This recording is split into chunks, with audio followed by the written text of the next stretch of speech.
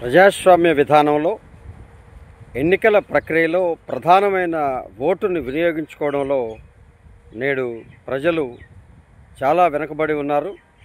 అనేక రకాలుగా మనం అనేక ఎన్నికల్ని గత దశాబ్దాలుగా చూస్తూ ఉంటే 60%కు మించని పోలింగ్ మనకు కనపడతా ఉంది.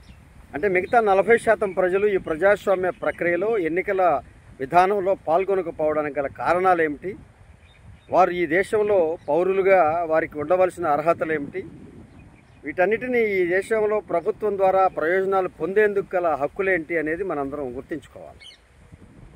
వాటిని సవరించుకోవాల్సినటువంటి అవసరం ఉన్నది. ఎన్నికల సంఘం లేదా ప్రభుత్వాలు ఓటు వినియోగంలో వారిని తప్పనిసరిగా ఓటుని వినియోగించుకునే విధంగా చట్టాలను తేవాలి.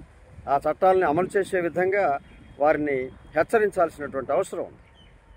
అత్యంతగా నిన్న జరిగిన ఈ తెలంగాణ ఎన్నికల్లో జూబ్లీ హిల్స్ ఉప ఎన్నికలో 47%కి మించని ఓటింగ్ని మనం చూస్తూ ఉన్నాం. గతంలో 47, ఇప్పుడు 49గా వచ్చినట్టున్నది.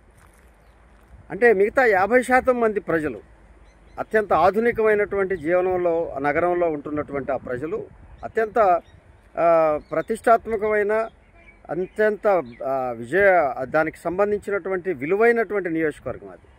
అత్యంత కాస్ట్లీ కాన్స్టిట్యున్సీ జూబ్లీ హిల్స్.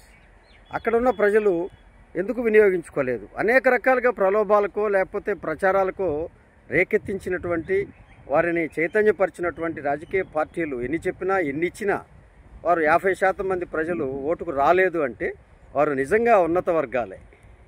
తప్పనిసరిగా ఈ మిడిల్ క్లాస్ అండ్ లో మిడిల్ క్లాస్ అండ్ బస్తీల్లో ఉండేటువంటి అందరూ ఓటు వినియోగించుకున్నారు, కానీ ఎక్కువ మంది ఉన్నత వర్గాల వారు ఓటుకు రాలేదన్నది నా అభిప్రాయంగా మేము చెప్పుకుంటా ఉన్నాం. తప్పనిసరిగా వారు ఈ ఎన్నికల్లో అంత అవసరం ఏంటి, మాకు అవసరం లేదనే భావన ఉన్న నేపథ్యంలో నిర్లక్ష్యం వహించారు. కాబట్టి ఇప్పటికైనా ఎప్పటికైనా ఓటుకు వినియోగించుకునే వారిని, ఓటు హక్కు వినియోగించుకోని వారిని మనం లెక్క కట్టాల్సినటువంటి ఉంది. వాళ్ళకి మనం ఒక శిక్ష వేయాల్సినటువంటి అవసరం ఉంది. శిక్ష అంటే క్రిమినల్ శిక్ష కాదు. వారికి వచ్చేటువంటి ప్రయోజనాలన్నింటినీ మనం తొలగించాలి. వారికి రైట్ లేదు, ఏ ప్రభుత్వ ప్రయోజనాన్ని అడిగే హక్కు లేదు. కారణం 5 ఏళ్లలో ఒకసారి లేదా ఇలాంటి ఉప ఎన్నికలు వచ్చినప్పుడు వారి ఓటు హక్కును వినియోగించుకోకుండా వారు దేశంలో ఉండేటువంటి అన్ని అవకాశాలు, అన్ని ప్రయోజనాలు ప్రభుత్వం ద్వారా పొందడం అనేది దుర్మార్గం. దీన్ని ప్రభుత్వాలు లేదా ఎన్నికల సంఘం గుర్తించాలి. దీనిపై ఒక చట్టపరమైన చర్యలు తీసుకొని భవిష్యత్తులో ఓటు హక్కు వినియోగించుకోకపోవడానికి కారణాన్ని చెప్పేటువంటి ఒక ఎక్స్ప్లెనేషన్, ఒక వారు వివరణ ఇవ్వాల్సినటువంటి అవసరం ఉంది. ఓటుని వినియోగించుకోండి అని ప్రచారం చేస్తున్నాం, ఓటు హక్కు పొందండి అని ప్రచారం చేస్తూ ఉన్నాం. ఇవాళ ఓటు హక్కు ఉండడం వల్ల కూడా ఒక విలువ ఉంది. అంటే వారికి ఒక గౌరవం ఉంది, గౌరవంతో పాటు ధనము వస్తుంది ఈ రోజుల్లో మనం ఎన్నికల్ని చూస్తూ ఉంటాయి. కాబట్టి తప్పనిసరిగా ఓటును వినియోగించుకొని వారి పట్ల చర్యలు తీసుకోవాలి.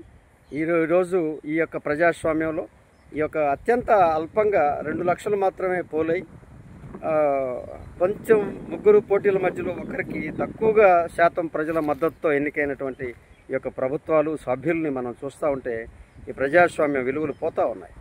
ప్రజాస్వామ్యంలో ప్రజలందరూ పాల్గొనాలి. ప్రజాస్వామ్య ఎన్నికల విధానాల్లో అందరూ ఓటు హక్కును వినియోగించుకోవాల్సినటువంటి అవసరం ఉందనేది, దీన్ని తప్పనిసరి చేయాలి. దీన్ని నిర్బంధ ఓటు వినియోగ చట్టం ఒకటి తేవాల్సిన అవసరం ఉందని ఈ యొక్క ప్రజా పరిరక్షణ లేదా ప్రజాస్వామ్య పరిరక్షణ జరగాలని కోరుకుంటా ఉన్నాం మా పర్యావరణ పరిరక్షణ సంస్థ తరఫున.